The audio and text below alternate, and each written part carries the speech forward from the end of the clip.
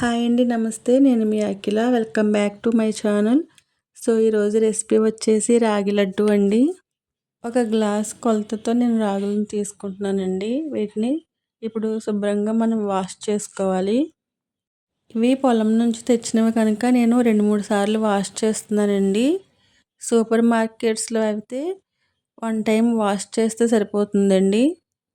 అలాగే రెడీమేడ్గా రాగి పిండి కూడా దొరుకుతుందండి మార్కెట్స్లో.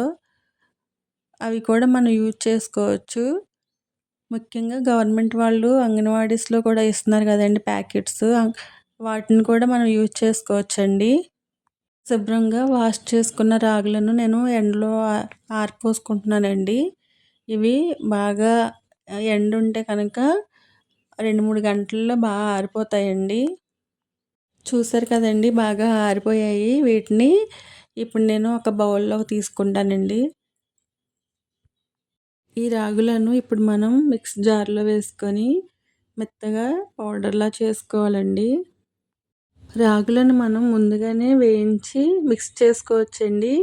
నేనైతే ముందుగా పౌడర్ చేసుకొని తర్వాత నెయ్యిలో వేయిస్తానండి. ఒక 10 మినిట్స్లో ఈ రాగులు మెత్తగా పౌడర్గా అయిపోయాయండి. చూడండి, రాగి పిండి రెడీ అయిపోయిందండి. చూడండి, ఈ విధంగా మనకి మెత్తగా పౌడర్లా చేసుకోవాలి. చూసారు కదా, ఈ పిండిని ఇప్పుడు మనం ఒక బౌల్లోకి తీసుకుందామండి. ఇప్పుడు స్టవ్ వెలిగించుకోవాలండి.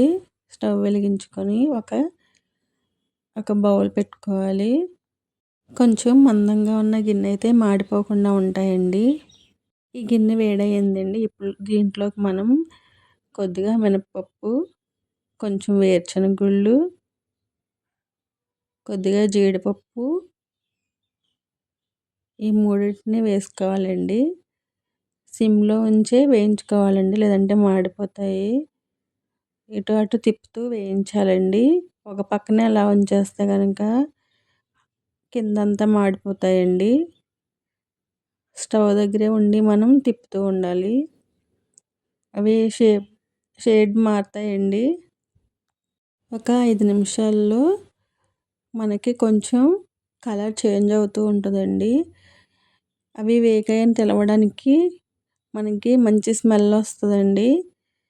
చూసారు కదా, కలర్ చేంజ్ అయ్యాయండి.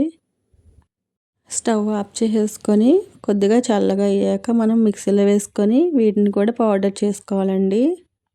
ఇవి కొంచెం పలుకుగా ఉంటేనే బాగుంటాయండి. లడ్డు చేసినప్పుడు టేస్ట్గా ఉంటాయి. ఇలా అయితే సరిపోతుందండి. దీన్ని ఒక గిన్నెలోకి తీసుకోవాలి మనం.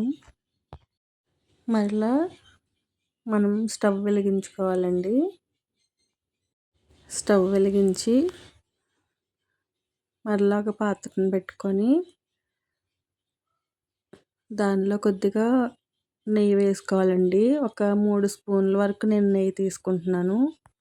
ఇది కొంచెం వేడవ్వాలండి. వేడయ్యాక దీనిలోకి తురిమిన బెల్లాన్ని దీనిలో వేసుకోవాలండి. ఒక గ్లాసు రాగి పిండికి 2 గ్లాసుల వరకు నేను బెల్లం తీసుకుంటున్నానండి. నెయ్యి వేడయిందండి. దీనిలోకి నేను ఇప్పుడు బెల్లం వేసుకుంటున్నాను. ఈ బెల్లం వేసుకొని ఒక 5 నిమిషాల వరకు బాగా తిప్పుకోవాలండి, కలుపుకుంటూ ఉండాలి.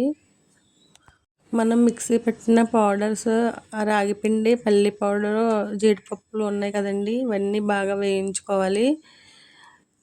కనుక కొంచెం మందంగా ఉన్న గిన్నె తీసుకుంటే ఇవన్నీ బాగా ఫ్రై అవుతాయండి. లేదంటే కింద అడుగు మాడిపోతాయి.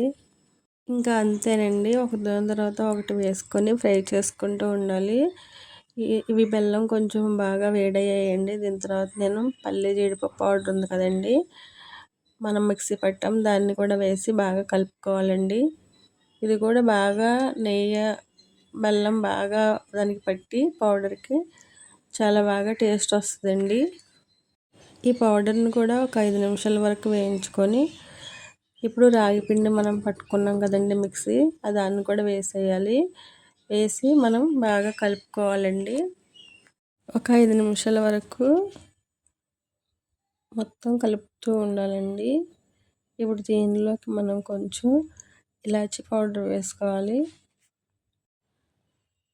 ఒక 5 వరకు ఇలాచీ తీసుకొని